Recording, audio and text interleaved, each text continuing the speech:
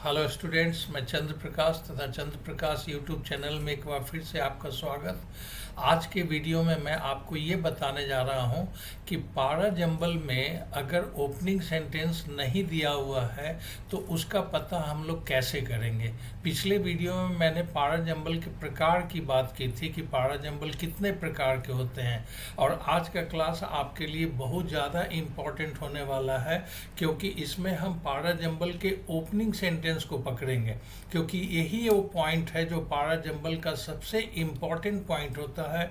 इसी के आधार पे आप उसको पारा जंबल के दूसरे सेक्शन से उसको कनेक्ट करते हैं और अंत में एक फाइनल कंक्लूजन पे पहुंचते हैं। तो चलिए बिना देर किए हुए हम लोग इसको स्टार्ट करते हैं।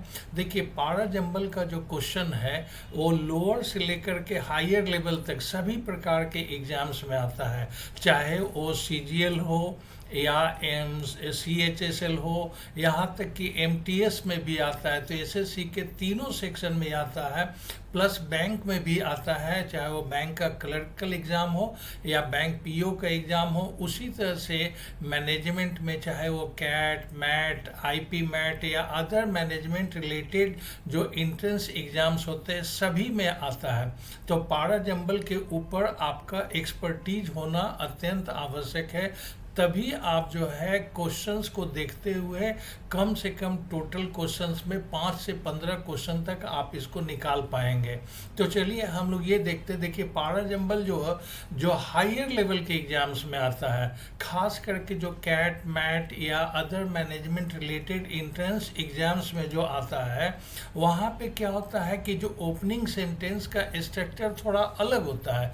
उसमें यहाँ पे ओपनिंग सेंटेंस को वो कैसे देता है, वो एक जनरलाइज्ड स्टेटमेंट होता है। एक बड़े रूप में एक स्टेटमेंट दे दिया जाता है और उसके आधार पे उसको कंक्रीट करता हुआ उससे छोटा होता हुआ आता है। इसको हम लोग जो है पारा जंबल को पहले भाग को हम लोग एकदम जनरलाइज रखते हैं, एक सिंपल जनरलाइज स्टेटमेंट होता है। और जस्ट लाइक ये क्या होता है कि जैसे जो पिरामिड का रिवर्स स्ट्रक्चर होता है ना, जो ऊपर में या जिसको हम लोग बोलते हैं जो ट्रायंगल का रिवर्स स्ट्रक्चर होता है, ऊपर में फ्लैट होता है और नीचे कम होता आता है। तो क्लैट और उससे रिलेटेड एग्जाम्स में जो है ये जो है आपका ओपनिंग सेंटेंस जो है आप उसके आधार पे पकड़ सकते हैं, और इसमें किसी भी प्रकार का बाकी कुछ नहीं लगा हुआ होता है। तो इस बात को हम लोग ध्यान रखेंगे कि जो बड़े लेवल के एग्जाम्स होते हैं उसमें आपको सबसे पहले ये देखना है कि जनरलाइज्ड स्टेटमेंट कौन सा है, और इसका टेक्निक मैंने आपको बताया कि ये रिवर्स पिरामिड स्ट्रक्चर का होता है। अब हम लोग बात करते उससे थोड़ा नीचे, जैसे जब हम बैंक PO के एग्ज़ाम में आते हैं, SSC के CGL के एग्ज़ाम में आते हैं, तो वहाँ पे ओपनिंग सेंटेंस का स्ट्रक्चर किस प्रकार का होता है। वहाँ पे क्या होता है कि ओपनिंग सेंटेंस जो है वो एक प्रिंसिपल क्लाउज के रूप में होता है। प्रिंसिपल क्लाउज का मतलब क्या होता है कि उसमें किसी भी प्रकार का कोई एडजस्टमेंट नहीं होता है, वो एक सिंपल सेंटेंस होता है। प्रिंसिपल क्लाउज का मतलब क्या हुआ कि वो एक सिंपल सेंटेंस होता है और उसमें किसी भी प्रकार का कोई कंजंक्शन नहीं होता है, जैसे if, unless, until, although, since, ये सब ऐसा कुछ नहीं होता है, या उसमें कोई भी ऐसे शब्द नहीं होते हैं जिससे ये पता चलता है कि इसके पहले कुछ और हुआ होगा। तो जो बैंक PO का एग्ज़ाम होता है और CGL SSC CGL का एग्ज़ाम होता है, उसमें ओपनिंग सेंटेंस का स्ट्रक्चर इस प्रकार का होता है। जब हम और नीचे आते हैं, जैसे CHSL SSC CHSL का एग्ज़ाम में आते हैं या बैंक क्लरिकल के एग्ज़ाम में आते हैं, यहाँ तक कि MTS के एग्ज़ाम में आते हैं, तो वहाँ पे जो है ओपनिंग सेंटेंस जो है और छोटे रूप में आता है, और यहाँ पे ओपनिंग सेंटेंस जो होता है एक नाउन के रूप में आता है, नाउन स्टार्टिंग होता है। आप सब जानते हैं कि किसी भी सेंटेंस का मालिक कौन होता है, सब्जेक्ट होता है, और सब्जेक्ट के सबसे ऊपर में कौन बैठता है, नाउन बैठता है। तो अगर किसी सेंटेंस को जब नाउन से स्टार्ट किया जाएगा तो वो हमेशा ओपन करेगा। और इन अगर किसी कारण से नाउन नहीं है तो वैसी स्थिति में प्रोनाउन स्टार्ट करेगा। तो अगर आप क्वेश्चन के नेचर को देखते हुए इसमें से किसी भी टेक्निक को अगर आप पकड़ेंगे तो आप ओपनिंग सेंटेंस का पता लगा लेंगे। और बाद में मैं इसे बताऊंगा कि जब आप ओपनिंग सेंटेंस को पकड़ लेते हैं तो उसके बाद के जो सेंटेंस है उससे आप ओपनिंग सेंटेंस की कनेक्टिविटी को कैसे एस्टेब्लिश करते हैं। तो चलिए कुछ एग्जाम्पल से हमने इसको समझाने का प्रयास किया। अलग अलग एग्जाम से एक क्वेश्चन मैंने आपको एसएससी सीजीएल का दिया है, एक क्वेश्चन मैंने बैंक पीओ का दिया है और एक क्वेश्चन मैंने कैट का दिया है। तो तीनों तरह से हम लोग इसे समझने का प्रयास करेंगे। तो देखिए सबसे पहला क्वेश्चन जो है एसएससी सीजीएल का है।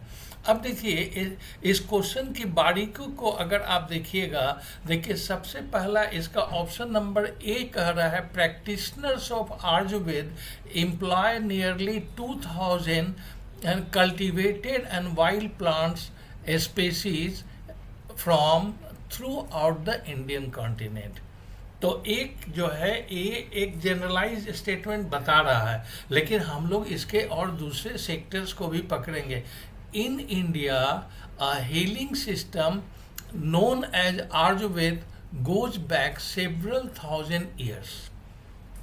तो ये भी जो है ओपनिंग सेंटेंस हो सकता है। इसके नीचे के ऑप्शन को हम देखते हैं, the system does not focus. जैसा ही बोलता है the system does not focus, इसका मतलब ये निकलता है कि इसके पहले कुछ हुआ है। सिस्टम इसीलिए बता रहा है कि ये फोकस नहीं करता है, तो कुछ ऊपर में हुआ होगा, इसलिए वो उसके बारे में बता रहा है। तो ऑप्शन नंबर सी स्टार्ट नहीं कर सकता है। अब कर रहा है ऑप्शन नंबर डी कहता है कि बट, तो जैसे ही लिखा हुआ बट रैदर है ना, तो जैसे ही आप बट और रैदर को देख रहे हैं तो इससे साफ पता चलता है कि ये बाद की स्थिति है और इससे सेंटेंस को ओपन नहीं किया जा सकता है। तो अब आप समझ लीजिए कि सी और डी तो क्लियर कट खत्म हो गया। अब आपका ओपनिंग सेंटेंस या तो बी होगा या ए होगा। अब देखिए अगर हम लोग ए को लेके चलते हैं तो इसमें ये बताता है कि practitioners of Ayurveda employ nearly 2000 cultivated and wild plants species from throughout the Indian continent. और दूसरा कह रहा है in India a healing system known as Ayurveda.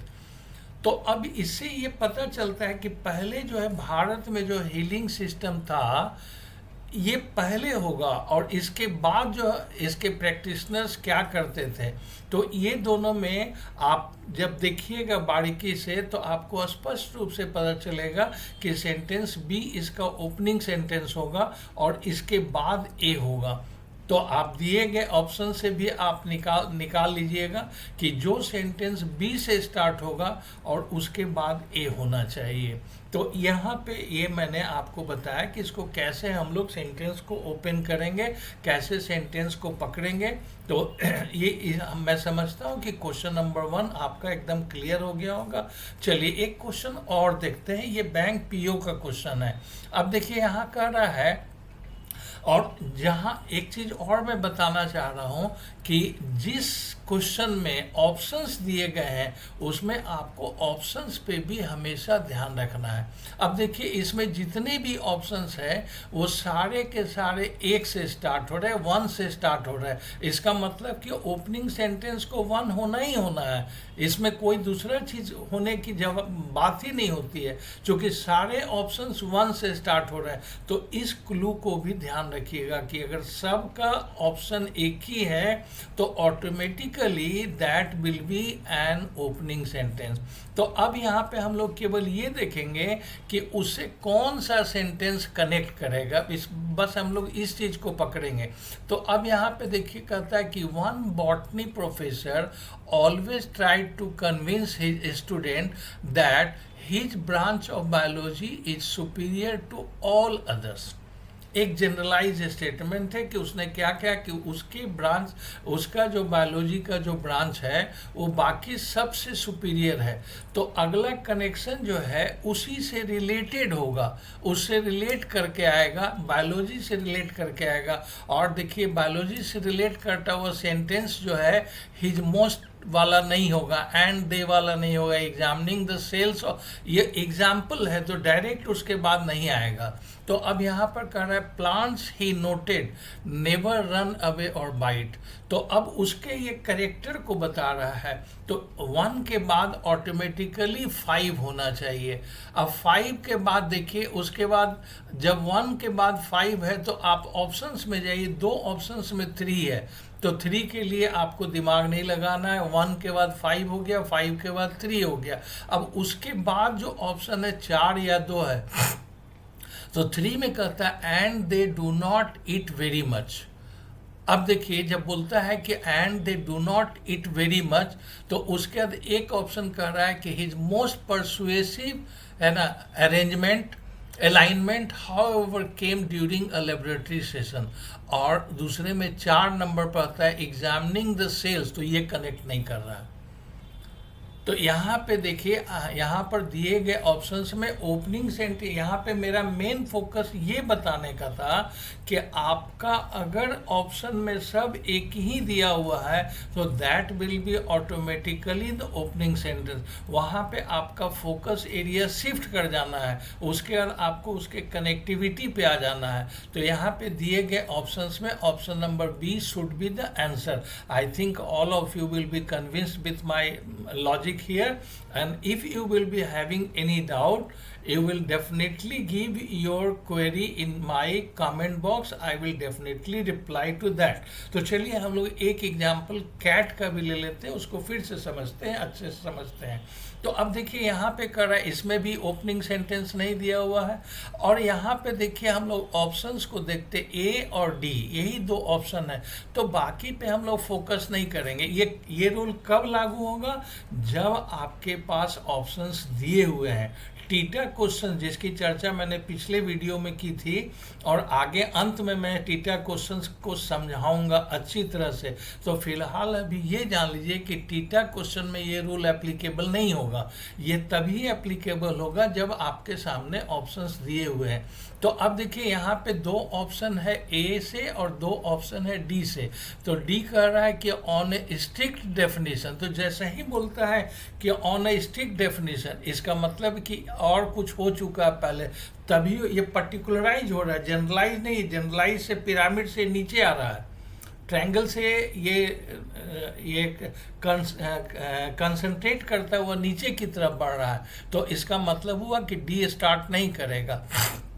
अब देखिए कहता है कि after several routine elections there comes a critical election. यहीं से आपको पता चल जाता है कि ये ओपन कर देगा सेंटेंस, आपको आगे बढ़ने की जरूरत नहीं, लेकिन हमारा दूसरा तीसरा ऑप्शन को भी पकड़ना होगा। तो ये तो आपके सामने क्लियर हो गया कि A should be the opening sentence. अब देखिए ए के बाद दोनों ही ऑप्शन में बी है, तो आपको दिमाग लगाना ही नहीं है। In psephological jargon they call it realignment. तो चलिए ये उससे कनेक्ट कर दिया। अब यहाँ पे एक सी से स्टार्ट हो रहा है और एक डी से स्टार्ट हो रहा है, तो डी वाला कर रहा है on a very strict definition, तो ये बहुत ज़्यादा पर्टिकुलराइज हो गया। Naturally it should come in the last, है ना। वेरी सॉरी ये कर रहा ऑन अ स्ट्रिक्ट डेफिनेशन, है ना। None of the recent Indian election qualifies at a critical election. तो ये क्रिटिकल इलेक्शन को ऊपर से कनेक्ट कर रहा है। तो यहाँ पे जो है ए बी के बाद सी को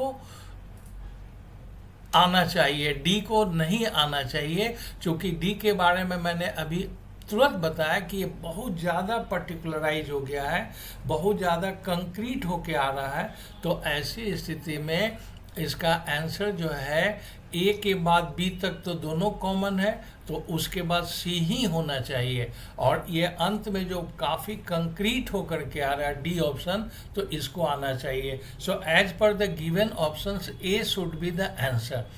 मैं समझता हूँ कि आप लोग मेरे इस लॉजिक से कन्विंस्ड होंगे। तो चलिए विद दिस ये आज का ये वीडियो मैं यहीं पे समाप्त करता हूँ। अगले वीडियो में मैं आपको ये सिखाऊंगा कि क्लोजिंग सेंटेंस का पता कैसे करेंगे। तो मेरे साथ बने रहिएगा, और अगर आपको मेरा चैनल पसंद आ रहा है तो उसे लाइक, शेयर और सब्सक्राइब करना भूलिएगा नहीं। आपका उत्साह ही मुझे आगे वीडियो बनाने के लिए प्रेरित करेगा। So thank you.